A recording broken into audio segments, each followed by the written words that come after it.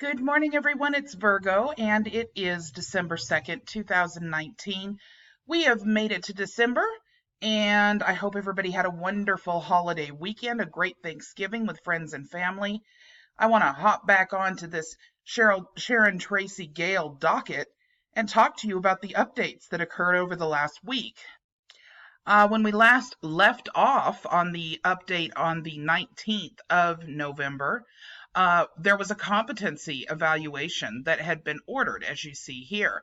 Evidently, that competency evaluation was actually done within 24 hours. The docket was immediately updated with an order of appointing backup counsel, the backup counsel being William Davis Jr. Now, some research on the attorney tells us that backup counsel was hired to back up Sharon Tracy Gale, who has chosen to represent herself. This was a little confusing to me simply because the statement backup counsel, in what I've heard in the past, is different than standby counsel, meaning that standby counsel is there for the purpose of assisting someone who is attempting to represent themselves with procedural assistance, and someone who's kind of an armchair attorney for them who can take over in the event that the actual defendant who is representing themselves happens to be held in contempt of court or something of that nature. I had not heard it in the past being called a backup counsel. Backup counsel usually refers to a attorney who's backing up another attorney. But apparently this is the way the court clerk put it in. It does appear as though this is for Sharon, as this particular attorney is not a prosecuting attorney. He is a criminal defense attorney, so that makes complete sense. If you recall back, the Heather Ann Tucci trial and the Randall Keith Bean trial, they absolutely had armchair attorneys assisting them, so that this way, if they had a problem with the court for any reason or didn't understand a procedure of some sort, that counsel was there to assist them should they need it, but was not there to interfere with the case in any way, shape, or form. All right, so standby counsel and backup counsel in this case, it seems to be very similar to one another. So just so that you understand where I'm getting this information from, it did come directly from the court. So I believe that is accurate. If you want to kind of chime in, I know I've got many attorneys and a couple of judges that watch my videos regularly. If you'd like to chime in on this and give me some additional information, or all of us some additional information rather, with regards to the difference between a backup counsel and a standby counsel, that would be great if I'm inaccurate in some way. But I believe that potentially this could actually just be something that the court clerk entered maybe incorrectly from what the actual order was by going too rapidly. But it does appear that Heather Frances Hayes, who is actually the prosecutor for the prosecutor's office, she's the assistant DA, and then she's of course prosecuting the case for the state, and William Davis Jr. is the actual standby counsel for Sharon. Now, as we saw with the Heather Ann Tucci case, Heather was so wackadoodle that the actual armchair counsel didn't really get a word in edgewise, or was really of no assistance whatsoever, just basically sat there the entire time, as what was reported by It's All Gold, who gave us a play-by-play of that entire case.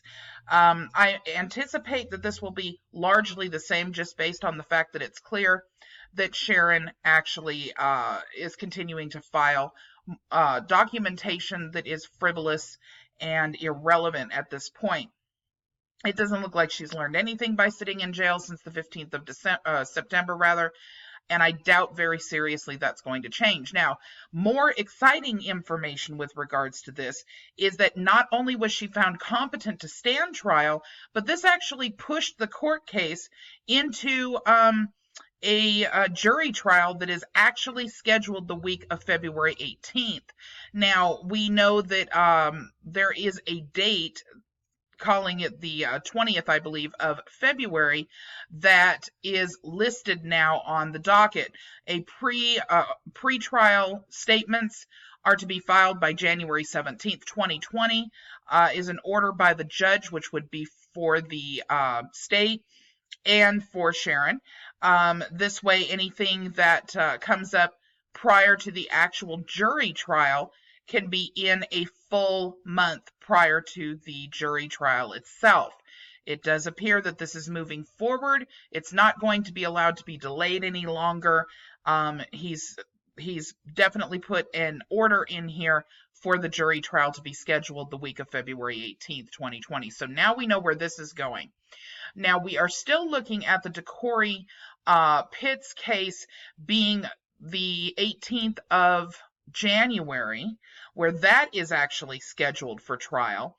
And another interesting thing that has occurred is that the other case, which is the defiant trespassing case for Sharon, has actually been put, meshed in, it appears, with this particular case. So it looks like they're going to hear it both on the same day, by the same jury, the same judge, and all pretrial statements are to be filed by January 17th. So, some progress.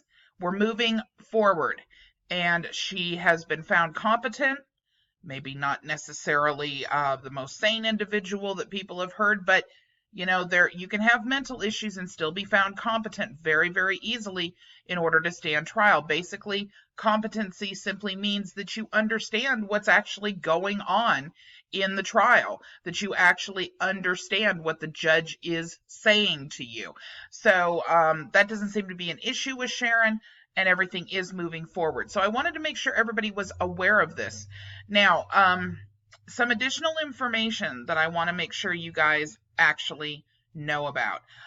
One is that I'm going to be coming at you with a couple of different videos today on some previous individuals, con artists we'll call them, that were from 2017, 2018 time that have started back up again.